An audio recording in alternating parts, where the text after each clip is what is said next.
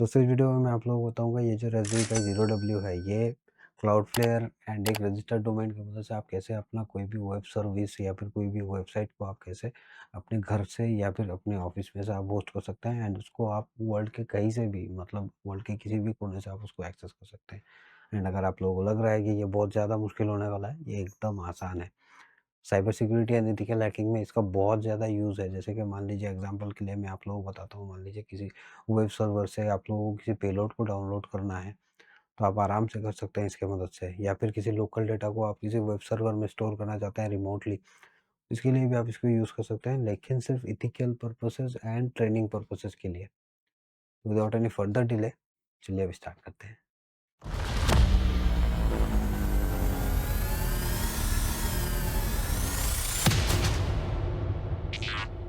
तो सबसे पहला जो स्टेप है वो है डोमेन रजिस्ट्रेशन। एंड अगर आप लोगों को डोमेन के बारे में नहीं पता है, कोई भी जो पब्लिक सर्वर है, कोई भी पब्लिक वेबसाइट है, कुछ भी है, उसको एक्सेस करने के लिए डोमेन नेम चाहिए होता है। जैसे कि google.com हो गया, facebook.com हो गया, तो उनके सर्वर्स को, उनके सर्विसेज को एक्सेस करने के लिए उनका डोमेन नेम ज़रूरी होता है। तो सिमिलर वे में हम लोगों को अपना डोमेन रजिस्टर करना है। तो मैं यहाँ पे होस्टिंगर के अंदर आप कैसे डोमेन को रजिस्टर कर सकते हैं वो मैं अभी आप लोगों को दिखाऊंगा। मैं होस्टिंगर को प्रमोट नहीं कर रहा हूँ, आप GoDaddy या फिर कोई भी सर्विस प्रोवाइडर है उसमें से आप डोमेन को रजिस्टर कर सकते हैं। डोमेन भी आप कोई सा भी डोमेन रजिस्टर कर सकते हैं। जैसे कि मैंने यहाँ पे .in का मैं रजिस्ट्रेशन दिखाऊंगा, आप कोई भी डोमेन को आप खरीद सकते हैं। फ्री डोमेन भी आप ले सकते हैं, बहुत सारे सर्विस प्रोवाइडर्स में से फ्री डोमेन का रजिस्ट्रेशन भी अवेलेबल है, लेकिन कंडीशन एक ही है, डोमेन का जो नेम सर्वर है उसको चेंज करने का फैसिलिटी या फिर प्रोविजन रहना चाहिए।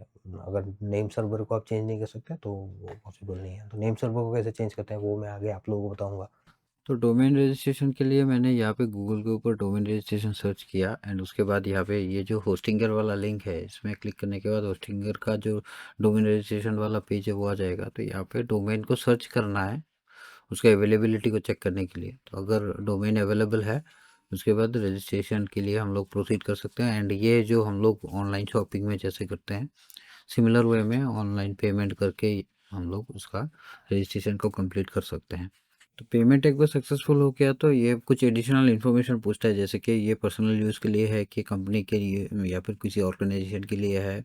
एंड यहाँ पे आपका जो सिलेक्शन है उसके बेसिस पे यहाँ पे कुछ एडिशनल इन्फॉर्मेशन यहाँ पे डालना पड़ेगा, जैसे कि किस एड्रेस के लिए ये रजिस्टर होगा, उसके बाद ईमेल, फ़ोन नंबर एंड कुछ अदर टेक्निकल डिटेल्स कुछ पूछेगा। यहाँ पे ये जो इन्फॉर्मेशन है ये एक्चुअली डोमेन का जो हुईज़ लुकअप है या फिर हुईज़ इन्फॉर्मेशन है वहाँ पे ये पब्लिकली अवेलेबल रहेगा। तो यहाँ पे जो भी इन्फॉर्मेशन आप डालेंगे वो केयरफुली आप डालिए। तो सारा डिटेल एंटर करने के बाद यहाँ पे ये जब सबमिट करेंगे तो डोमेन रजिस्ट्रेशन का इंटरनल प्रोसेस स्टार्ट हो जाएगा। एंड बाद में जब यहाँ पे कंटिन्यू करेंगे तो डोमेन रजिस्ट्रेशन सक्सेसफुल हो चुका है। यहाँ पे डोमेन के डिटेल्स यहाँ पे डिस्प्ले होंगे। साथ में यहाँ पे साइड में लेफ्ट साइड में जो डीएनएस और नेम सर्वर वाला ऑप्शन है वहाँ पे क्लिक करने से नेम सर्वर को हम लोग चेंज कर सकते हैं। तो उसमें मैं वापस आऊँगा बाद में, क्योंकि अभी उसका ज़रूरत नहीं है एक्चुअली। तो डोमेन रजिस्टर हो गया। अभी जो सेकंड चीज़ है वो है क्लाउडफ्लेयर। क्लाउडफ्लेयर जो है वो क्या है, वो यहाँ पे हम लोग यूज़ करेंगे क्लाउडफ्लेयर को डीएनएस मैनेजमेंट के लिए, डीएनएस रिकॉर्ड मैनेजमेंट के लिए। तो यहाँ पे हमारा जो डोमेन है वो इसके साथ लिंक हो जाएगा। तो उसके बाद आप सब सब डोमेन्स को क्रिएट कर सकते हैं और भी कई सारे फैसिलिटीज़ हैं उनको हम लोग क्लाउडफ्लेयर के थ्रू कर सकते हैं। और ये पूरा फ्री है, मतलब सिर्फ पर्सनल यूज़ के लिए। ठीक है, कमर्शियल यूज़ के लिए ये फ्री नहीं है, कमर्शियल यूज़ के लिए आप लोगों को पेमेंट करना पड़ेगा। तो यहाँ पे मैं पर्सनल यूज़ के लिए ही मैं आप लोगों को यहाँ पे डेमोंस्ट्रेशन दिखाऊंगा। एंड क्लाउडफ्लेयर का सिक्योरिटी भी बहुत तगड़ा होता है। अगर आप लोगों को नहीं पता है आप गूगल में सर्च कीजिए, क्लाउडफ्लेयर बहुत ही रिलायबल एक सोर्स है। ठीक है। तो क्लाउडफ्लेयर का जो रजिस्ट्रेशन है उसके लिए यहाँ पे www.cloudflare.com के ऊपर यहाँ पे ऊपर राइट साइड में जो साइन अप का बटन है उसमें क्लिक करना है। उसमें क्लिक करने के बाद यहाँ पे ये सारे प्लान्स दिख जाएंगे। तो यहाँ पे जो फ्री प्लान है देखिए, तो फॉर पर्सनल और hobby projects that aren't business critical. तो सिंपल प्रोजेक्ट्स के लिए यहाँ पे ऐड ए वेबसाइट इसमें क्लिक करना है। इसमें क्लिक करने के बाद यहाँ पे साइन इन करने के लिए सिर्फ ईमेल आईडी एंड पासवर्ड पूछेगा और कुछ नहीं। तो ये वो इतना बहुत ही ज़्यादा सिंपल है। बाद पासवर्ड डालने के बाद यहाँ पे ह्यूमन वेरिफिकेशन कंप्लीट करना है। उसके बाद साइन अप में क्लिक करने के बाद ये यहाँ पे डोमेन के लिए पूछेगा। तो यहाँ पे कुछ नहीं करना है, आपको जाना है DSH.cloudflare.com। वहाँ पे जाने के बाद क्लाउडफ्लेयर का जो डैशबोर्ड है वो ओपन हो जाएगा। वहाँ पे आप नया डोमेन जो है उसको ऐड कर सकते हैं। तो यहाँ पे डोमेन नेम का जो फील्ड है उसके नीचे कुछ एडवांस्ड एंड कुछ यूज़फुल ऑप्शंस यहाँ पे अवेलेबल है, लेकिन पहले ये सारे ऑप्शंस अवेलेबल नहीं थे जब मैंने अपना जो है वो जब रजिस्टर किया था उस टाइम पे। तो मैं जब रजिस्टर किया था वो वाला प्रोसेस जैसे कि आप देख सकते हैं यहाँ पे सिर्फ डोमेन नेम का फील्ड था। डोमेन नेम आपको डालना है, डोमेन नेम जो एग्जैक्टली सेम डालना है जो हम लोगों ने रजिस्टर किया था पीछे, मतलब जैसे कि मैंने होस्टिंगर के ऊपर जो मैंने रजिस्टर किया था वो सेम डोमेन नेम यहाँ पे डालना है विदाउट एनी मिस्टेक। उसके बाद कंटिन्यू में क्लिक करेंगे, क्लिक करने के बाद डोमेन यहाँ पे ऐड हो जाएगा, मतलब लेकिन उसका पूरा प्रोसेस कंप्लीट नहीं हुआ है, इनिशियली ये ऐड हुआ है। तो यहाँ पे देखिए और भी 3 स्टेप है। जो पहले का जो 2 स्टेप है वो मुझे करने का ज़रूरत नहीं पड़ा, जो थर्ड स्टेप है वो इम्पोर्टेंट है। उसके लिए यहाँ पे 2 जैसे कि आप देख सकते हैं नेम सर्वर का नाम है तो उनको कॉपी करना है, कॉपी करके होस्टिंगर के अंदर जाके वहाँ पे नेम सर्वर जो है उसको अपडेट करना है।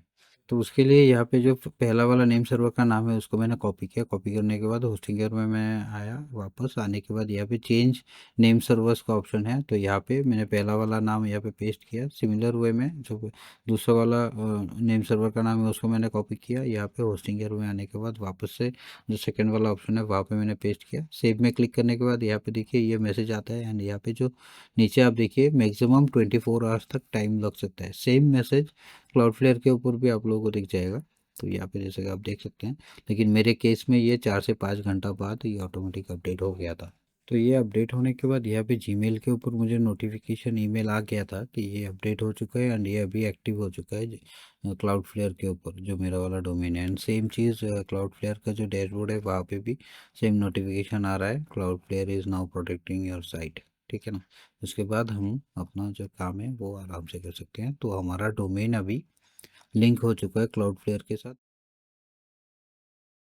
तो ये सब कुछ हो गया। अभी हम लोगों को जो हमारा वेबसाइट है या फिर जो हमारा सर्विस है, यहाँ पे मतलब मैं वेब सर्विस को दिखा रहा हूँ। आप कोई भी सर्विस एफटीपी हो गया, आरटीपी हो गया, कुछ कोई भी प्रोटोकॉल, कोई भी सर्विस है उसको यहाँ पे पब्लिकली उसको यहाँ पे क्लाउडफ्लेयर के थ्रू उसको लिंक कर सकते हैं। तो अगर आप लोगों को जानना है तो आप मुझे वीडियो के कमेंट सेक्शन में बता सकते हैं। तो यहाँ पे होस्ट करने के लिए मैं रास्पबेरी पाई 0W को यूज़ कर रहा हूँ। आप कोई सा भी विंडोज़ का कंप्यूटर या फिर कहीं कहीं पे भी आप सेम चीज़ को कर सकते हैं।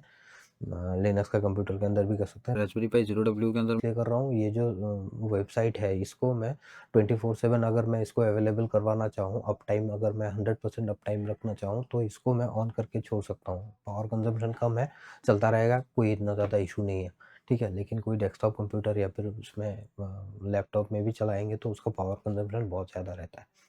तो ये है मेरा रास्पबेरी पाई 0W। तो अभी इसके अंदर एसबीएन जो ऑपरेटिंग सिस्टम है उसको मैं इंस्टॉल करूँगा। इंस्टॉल करने के बाद बाकी का प्रोसेस जो है मैं इसके अंदर दिखाऊँगा। तो यहाँ पे एक चीज़ मैं यहाँ पे जैसे कि मान लीजिए ये रास्पबेरी पाई इमेजर है एंड यहाँ पे मैं मुझे डेस्कटॉप एनवायरनमेंट नहीं चाहिए, मैं सारा कमांड लाइन से करूँगा क्योंकि उसके अंदर डेस्कटॉप एनवायरनमेंट इंस्टॉल करने से ये बहुत ज़्यादा मतलब टाइम लेता है। बहुत ज़्यादा ये रिसोर्सेस को कंज्यूम करता है। एंड यहाँ पे सेटिंग्स के अंदर जैसे कि आप देख सकते हैं मैंने इसका होस्ट नेम सेट किया है पाई 0, ठीक है। एंड बाकी जो है वाईफाई का पासवर्ड एंड बाकी यूज़र क्रेडेंशियल्स वो सारा मैंने सेट कर दिया है, ठीक है। यहाँ पे सर्विसेज के अंदर एसएसएच भी मैंने अनेबल कर दिया है, तो बाद में जब पुट्टी के ज़रिए मैं जब कनेक्ट करूँगा तो उसमें मुझे हेल्प होगा, ठीक है। मुझे उसके साथ जो पाई 0 है उसके साथ मुझे डिस्प्ले को कनेक्ट नहीं करना है, कुछ नहीं करना है, मैं डायरेक्ट इसके ये एसएसएच सर्विस के थ्रू मैं उसके अंदर लॉगिन कर सकता हूँ। उसके बाद मैं इमेज बना के अभी मैं एसडी कार्ड के अंदर इसको राइट करके मैं पाई 0 है उसके अंदर मैं इसको डालूँगा। तो डाल दिया मैंने, उसको डालने के बाद ये अभी रास्पबेरी पाई 0W जो है वो अभी स्टार्ट हो चुका है। स्टार्ट होने के बाद अभी यहाँ पे मैं यहाँ पे पुट्टी के ज़रिए इसके साथ मैं कनेक्ट करूँगा। कनेक्ट करने के लिए यहाँ पे जो होस्ट नेम मैंने सेट किया था पाई 0.local, आईपी एड्रेस का ज़रूरत नहीं है। आपको अगर होस्ट नेम पता है तो उससे आप आराम से कनेक्ट कर सकते हैं। तो यहाँ पे देखिए यूज़र नेम मैंने ऑलरेडी सेट किया था। जब मैं इमेज को मैं राइट कर रहा था तभी मैंने इसको सेट कर दिया था, ठीक है। ये अभी लॉगिन हो चुका है। तो sudo apt अपडेट का कमांड एक बार एग्जीक्यूट कर लीजिए। अपडेट एंड अपग्रेड का कमांड एग्जीक्यूट करने के बाद अब बाकी का जो सेटअप है उसको प्रोसीड कर सकते हैं हम लोग। तो अपग्रेड का कमांड भी मैं यहाँ पे एग्जीक्यूट कर देता हूँ, ठीक है। तो यहाँ पे मैं इसको क्लियर कर लेता हूँ। यहाँ पे मैं जो डिवाइस का इन्फॉर्मेशन है वो एक बार मैं आप लोगों को दिखा देता हूँ। ठीक है। तो जैसा कि आप देख सकते हैं ये है डिवाइस का होस्ट नेम, ये है रेसबियन ऑपरेटिंग सिस्टम चल रहा है इसमें, ये आर्म V61 जो भी है वो यहाँ पे चल रहा है। ठीक है दोस्तों, यहाँ पे बीच में मैं एक चीज़ आप लोगों को बताना चाहूँगा। यहाँ पे मैं अपने चैनल के ऊपर जो भी वीडियोज़ हैं उनके थ्रू आप लोगों को बेस्ट एक्सपीरियंस, बेस्ट नॉलेज मैं आप लोगों को प्रोवाइड करने के लिए ट्राई करता हूँ। एंड रिटर्न में मुझे कुछ नहीं चाहिए, आप लोगों का सपोर्ट चाहिए। आप इस वीडियो को एक लाइक कर दीजिए, मुझे मोटिवेशन मिल जाएगा, आगे मैं और भी इंटरेस्टिंग वीडियोज़ को बनाता रहूँगा। एंड अभी तक आप लोगों ने सब्सक्राइब नहीं किया है तो सब्सक्राइब कर लीजिए ऐसे ही इंटरेस्टिंग वीडियोज़ को फ्यूचर में देखने के लिए। अभी मुझे इंस्टॉल करना है वेब सर्विस, जो HTTP सर्विस है या फिर वेबसाइट के लिए जो चाहिए। ठीक है ना, अपाचे 2।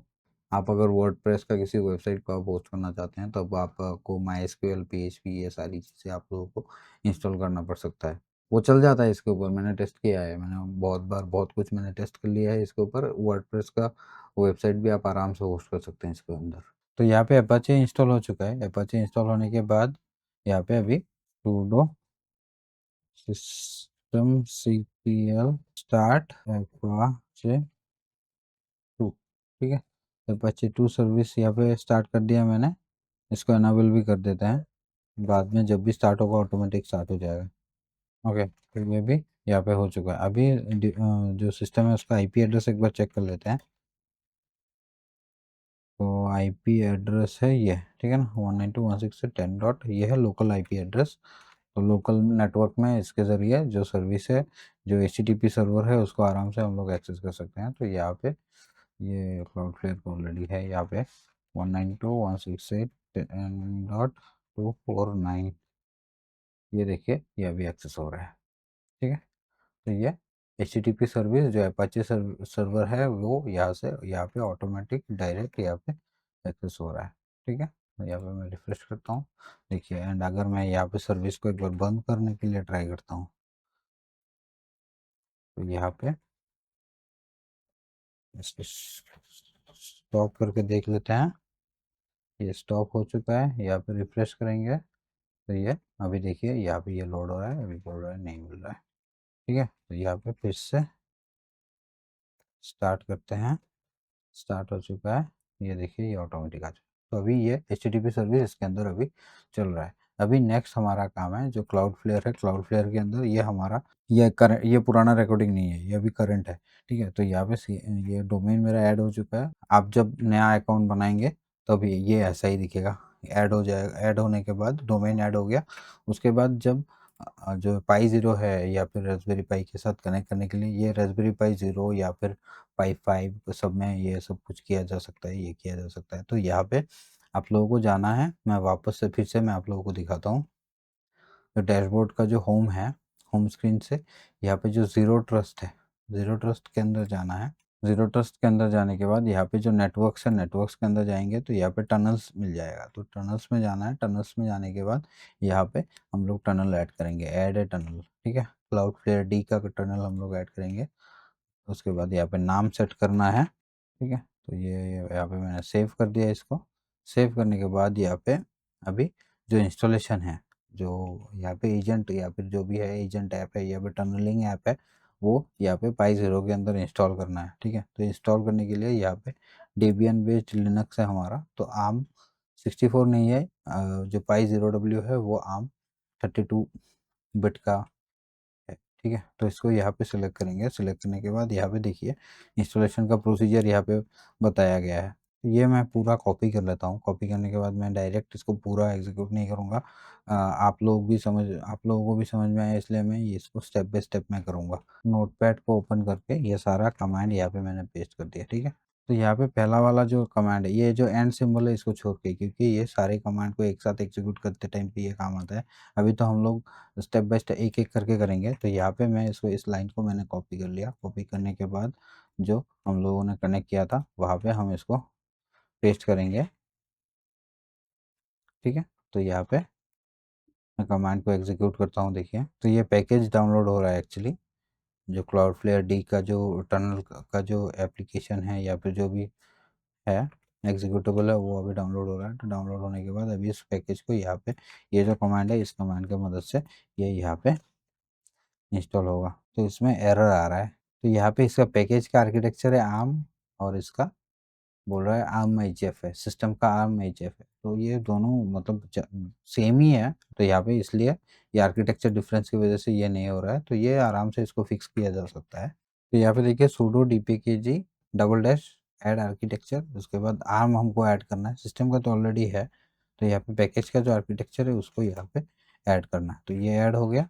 जो पहला वाला कमांड है उसको फिर से इंस्टॉल करने के लिए ट्राई करते हैं। तो ये देखिए इस बार ये इंस्टॉल हो जाएगा। तो ये इंस्टॉल हो चुका है। इंस्टॉल होने के बाद अभी जो नेक्स्ट वाला जो थर्ड कमांड है, ये काफ़ी लंबा कमांड है, ये मैं आप लोगों को दिखा नहीं पाऊंगा। तो ये सर्विस अभी इंस्टॉल होगा, सिस्टम के अंदर इंस्टॉल होगा, एंड ये ऑटोमेटिक स्टार्ट भी हो जाएगा। इंस्टॉल सक्सेसफुली, ये इंस्टॉल हो चुका है यहाँ। उसके बाद अभी देखिए नेक्स्ट स्टेप जो है, नेक्स्ट स्टेप क्या है। तो यहाँ पे जैसे कि आप देख सकते हैं कनेक्टर आईडी यहाँ पे शो हो रहा है, एंड ये स्टेटस भी देखिए कनेक्टेड दिखा रहा है। तो ये अभी कनेक्ट हो चुका है, जो हमने टनल जो इंस्टॉल किया है वो यहाँ पे इंस्टॉल हो चुका है। तो नीचे नेक्स्ट में क्लिक करेंगे तो यहाँ पे अभी ये पूछेगा कैसे इसके साथ इसको कम्युनिकेट करना है, कैसे ये कनेक्ट करेगा। तो सब डोमेन यहाँ पे पूछ रहा है, सब डोमेन बनाना है हम लोगों को। तो ये मेरा मेन डोमेन है, इसके अंदर ये एक सब डोमेन हम लोग बनाएंगे। यहाँ पे वाई डाल देता हूँ, वाई यूट्यूब वीडियो के लिए मैं ये बना रहा हूँ, ये टनल को मैं हटा दूंगा। ठीक है, तो यहाँ पे ये कनेक्ट हो चुका है। उसके बाद टाइप क्या है, टाइप HTTP रहेगा, URL। ठीक है, तो ये लोकल होस्ट में ये चल रहा है। ठीक है, तो HTTP URL इसमें ये चल रहा है अभी। ठीक है, तो ये अभी इसको पाथ यहाँ पे नहीं चाहिए, ऑप्शनल है। ठीक है, सेव टनल।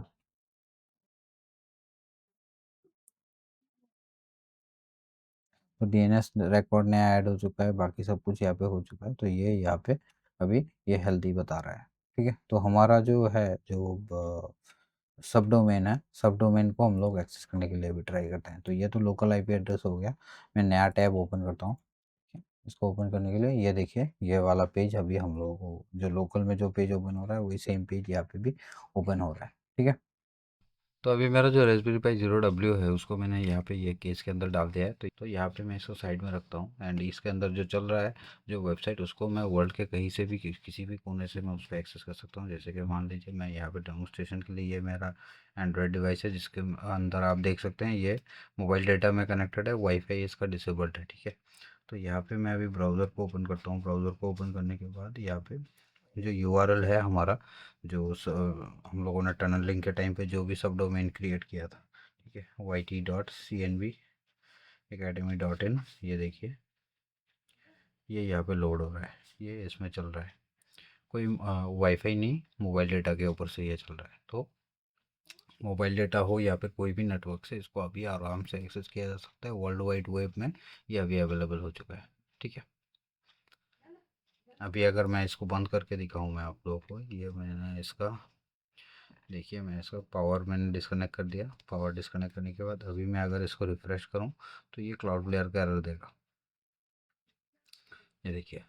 ठीक है, इसको बाद में रिस्टार्ट करने से ये ऑटोमेटिक कनेक्ट हो जाएगा। थोड़ी देर में जो सर्विस है वो ऑटोमेटिक रेज्यूम हो जाएगा, कुछ नहीं करना है। तो इसको 24/7 चलाने से भी कोई इतना ज़्यादा पावर कंजम्पशन नहीं होगा।